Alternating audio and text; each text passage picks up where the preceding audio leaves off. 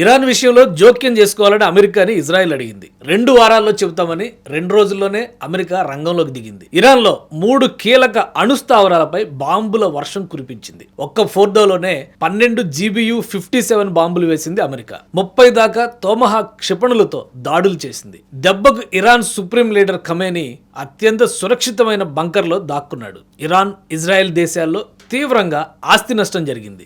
Iran, Israel, America మధ్య జరిగిన తీవ్ర యుద్ధ ఘర్షణ గురించి ఇప్పుడు సింపుల్ గా డిస్కస్ చేద్దాం. ఈ ఘటనలు ప్రపంచాన్ని గజగజలాడించాయి. అమెరికా నడిపిన ఆపరేషన్ మిడ్ నైట్ హ్యామర్ గురించి కూడా మనం మాట్లాడుకోవాలి. ఇరాన్, ఇజ్రాయెల్ మధ్య గత కొన్నేళ్లుగా గొడవలు నడుస్తున్నాయి. ముఖ్యంగా ఇరాన్ అణు కార్యక్రమం వల్ల ఇజ్రాయెల్, అమెరికాలకి టెన్షన్. ఇరాన్ న్యూక్లియర్ బాంబు తయారు చేస్తోందని వీళ్ళ భయం. ఈ టెన్షన్ 2025 జూన్లో యుద్ధానికి దారితీసింది. నిన్న అమెరికా అధ్యక్షుడు డొనాల్డ్ ట్రంప్ ఆదేశంతో operation midnight hammer start అయింది. America's costliest and deadliest fighter jets, B-2 stealth బాంబర్లు, GBU-57 బంకర్ బస్టర్ బాంబర్లు, 30 తోమహాక్ క్షిపణులతో ఇరాన్లోని 3 అణు కేంద్రాలు ఫోర్డో, ఇస్ఫహాన్, నటాంజ్లను తునాతునకలు చేసి పడేశారు. ప్రపంచమంతా నిద్రలేచేసరికి ఈ ఆపరేషన్ ని అమెరికా గుట్టు చప్పుడు కాకుండా కానిచ్చేసింది. ఇరాన్ అణు కార్యక్రమం పూర్తిగా నాశనమైందని డొనాల్డ్ ట్రంప్ తన ట్రూత్ సోషల్లో పోస్ట్ చేసే వరకు అమెరికాలోని టాప్ అఫీషియల్స్ కూడా ఆపరేషన్ మిడ్ నైట్ హ్యామర్ గురించి తెలియదు. ట్రంప్ దీన్ని అంత పకడ్బందీగా ప్లాన్ చేశారు.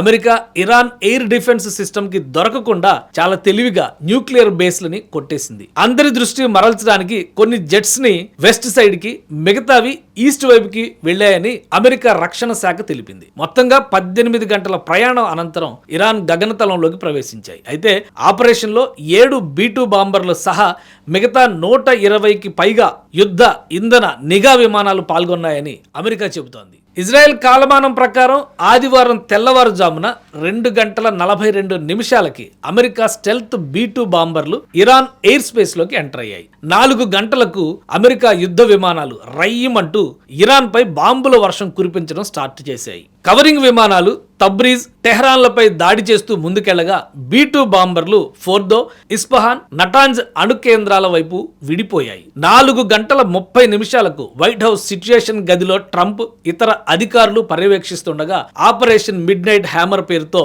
ఫోర్దో, ఇస్ఫహాన్, నటాంజ్ అణు కేంద్రాల్ని అమెరికా B-2 బాంబర్ విమానాలు తుత్తినీయలు చేశాయి. అదే సమయంలో 650 కిలోమీటర్ల దూరంలో ఉన్న సబ్మెరైన్ల నుంచి 30 తోమహాక్ క్షిపణుల్ని అమెరికా ప్రయోగించింది. కేవలం 25 నిమిషాల్లోనే 3 అణు కేంద్రాలపై భీకర దాడులు చేసి ఇరాన్ని ఉలిక్కి పడేలా చేసింది. ఇంత సక్సెస్ఫుల్ గా ఆపరేషన్ చేయడానికి అమెరికా ఇరాన్ పై ఫేక్అవుట్ స్ట్రాటజీ ప్లాన్ ని అమలు చేసింది. ఫేక్అవుట్ స్ట్రాటజీ అంటే సింపుల్, ఒక ప్లాన్ ని చెప్పి దానికి సంబంధం లేకుండా వేరే ప్లాన్ ని అమలు చేయడం. అందుకే 125 ఫైటర్ జెట్స్ వేరు వేరు డైరెక్షన్స్ లో విడిపోయి టార్గెట్స్ ని ధ్వంసం చేసి సక్సెస్ఫుల్ గా అమెరికాలో ల్యాండ్ అయ్యాయి. ఇదే సమయంలో అమెరికాతో ఇజ్రాయెల్ సమన్వయ దాడులు చేసింది. క్షిపణి నిల్వ కేంద్రాలు, డిజ్బోల్, బుషెహర్ విమానాశ్రయాలు, సైనిక స్థావరాలని టార్గెట్ చేసి నాశనం చేసింది. ఇరాన్ ప్రతీకారంగా కోరమ్ షహర్ 4 క్షిపణులతో దాడి చేస్తామని హెచ్చరించగా ఇజ్రాయెల్ ఆ క్షిపణి స్థావరాలని కూడా సర్వనాశనం చేసింది. ఇరాన్ కూడా ప్రతీకారంతో ఇజ్రాయెల్ పై క్షిపణులతో విరుచుకుపడింది. టెలవీవ్, హైఫా, గలీలీలోని భవనాలు, మౌలిక వసతులు దెబ్బతిన్నాయి. ఇజ్రాయెల్ ఐరన్ డోమ్ కొన్ని క్షిపణుల్ని అడ్డుకున్న పూర్తి రక్షణ మాత్రం ఇవ్వలేకపోయింది. ప్రతీకారంగా ఇరాన్ స్ట్రెయిట్ ఆఫ్ హోర్ముజ్ ని మూసివేస్తామని హెచ్చరిస్తోంది. ఈ జలసంధి ద్వారా ప్రపంచ చమురు రవాణా రోజుకి 14 మిలియన్ బ్యారల్స్ అంటే 20%, సహజ వాయువు 25% జరుగుతుంది. స్ట్రెయిట్ ఆఫ్ హోర్ముజ్ ని కంట్రోల్లోకి తీసుకోవడానికి ఇరాన్ నేవల్ మైన్స్, డ్రోన్లు, ఫాస్ట్ అటాక్ బోట్లు ఉపయోగించే అవకాశం ఉంది. అదే జరిగి జలసంధి క్లోజ్ అయితే చమురు బ్యారెల్ ధర $130 అవుతుందని జేపీ మోర్గాన్ అంచనా వేసింది. అమెరికా చేపట్టిన మిడ్ నైట్ హ్యామర్ ఆపరేషన్ పై ప్రపంచ దేశాలు తీవ్రంగా స్పందించాయి. ఇరాన్ పై దాడుల్ని ఖండిస్తూనే శాంతియుతంగా చర్చలు జరపాలని సూచిస్తున్నాయి. America operation midnight hammer చేపట్టినందుకు ఇజ్రాయెల్ ప్రధాని Benjamin Netanyahu full happy. Iran లో అధికార మార్పిడి జరిగితేనే శాంతి సాధ్యమని నెతన్యాహు అంటున్నారు. Congratulations, President Trump. Your bold decision. America has been truly unsurpassed. It has done what no other country on earth could do.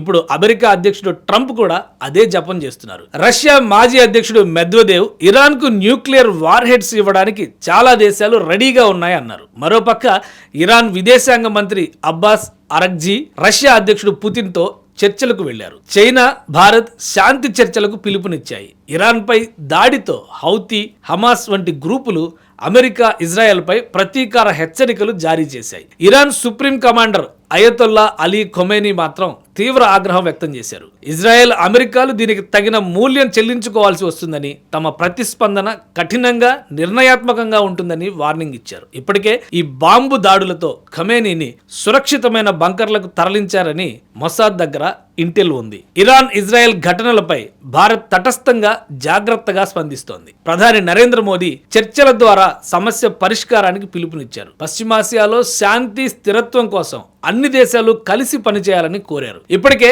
Operation Sindhu ద్వారా ఇరాన్లో ఉన్న 1500 మంది భారతీయుల్ని స్వదేశానికి తీసుకొచ్చారు. ఇరాన్, ఇజ్రాయెల్, అమెరికా మధ్య కేంద్రీకృతమైన ఈ యుద్ధం రష్యా, చైనా జోక్యం చేసుకుంటే పెద్ద సంఘర్షణగా మారిపోయే ఛాన్స్ ఉంది. రష్యా అణ్వస్త్ర సరఫరా హెచ్చరికలు, హోర్ముజ్ జలసంధి మూసివేత ప్రపంచ దేశాలకు ఆందోళన కలిగిస్తున్నాయి. అమెరికా, ఇజ్రాయెల్ లక్ష్యం ఇరాన్ అణు కార్యక్రమాన్ని నాశనం చేయడమే. అయినప్పటికీ ఇరాన్ మాత్రం తగ్గేదే లేదంటోంది. ఈ పరిణామాలు 3వ ప్రపంచ యుద్ధానికి దారితీయొచ్చని నిపుణులు హెచ్చరిస్తున్నారు.